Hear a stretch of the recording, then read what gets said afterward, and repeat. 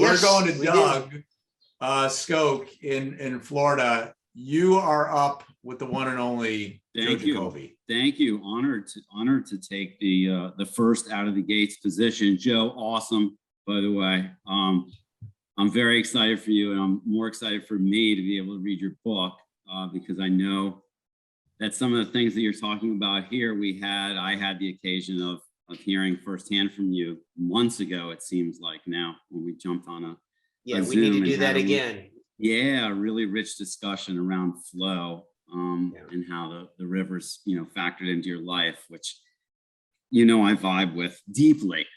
Yes. Super cool. One quick observation. I don't know if anybody else in the group today celebrates Hanukkah, but that gold medal of yours literally looks like Hanukkah gilt. Like, that's right. That blew me away. Like, when you spin the dreidel and yeah, that looks like a piece of Hanukkah gilt. That's the gold freaking medal. That's unbelievable. Yeah. Okay, more germane to the discussion. You had an interesting thing that I picked up on when you were talking about having conversations, maybe hard conversations, and that the intent here to foster a better dialogue my takeaway was create that buffer of time. And I think as human beings, we're all so emotionally reactive to things, particularly when we need to get something off of our chest. And it's oftentimes the worst time to have, really, I think, constructive conversations. So it sounds to me, because I'm a big mindfulness practitioner, that is kind of baked into the coaching that you received way back when, or perhaps the coaching that you're delivering now, because that type of approach takes a tremendous amount, I think, of self-discipline and self-awareness, and the ability to sort of catch yourself before you're about to be reactive and think, you know what? No, I know what's about to come out of my mouth, and probably put this on a shelf, set it up for a better kind of conversation. So mindfulness, does that factor into this? So I love this. I love this, Doug. I did reference these book in the subtitle, these 6 river classes. And the first one is just making a case for why slalom, like why this is a better way of navigating the river of life.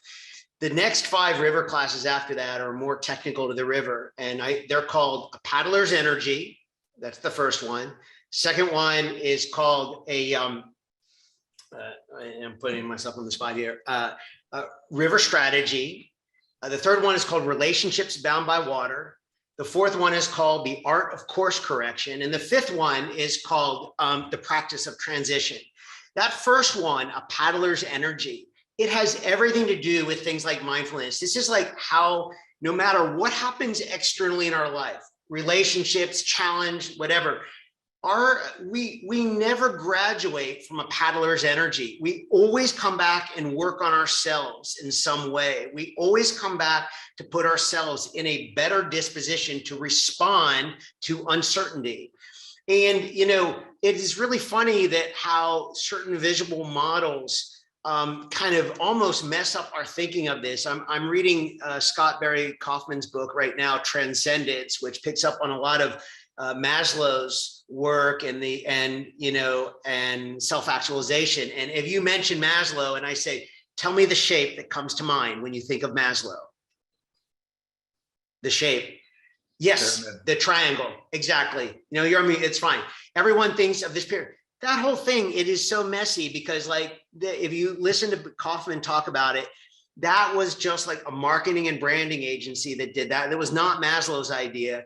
And the problem with the triangle is it makes you think like you graduate from this bottom level and then you go up and up and up and you end up on this pinnacle. And I think that actually hurts performance in the long run. I think what you're suggesting, something like mindfulness, if you're a practitioner of it, the more you do it, the less you know about it. And it's like the more you have to come back to it. So it's like, yes, there are things in our life, like a very hard, difficult conversation that involves another person. And there are ways to improve upon that, but you never graduate from improving yourself, your own disposition for doing that. So something like mindfulness, I have a mindfulness meditation that I've been doing every day since about 2012. And it's evolved, it's changed. It's not very long, but it's a practice. It's a muscle that I let myself know is there every day. And yet I've got this human brain that is with me on this journey. So it means it's imperfect.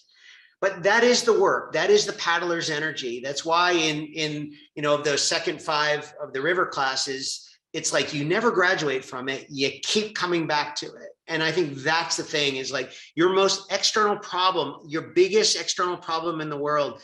Yes, there's an external component to it that's beyond your control, but there is a part of it that is within your control. And that is how you take care of yourself. And I'm a big believer in that. So I love the question. Thank you.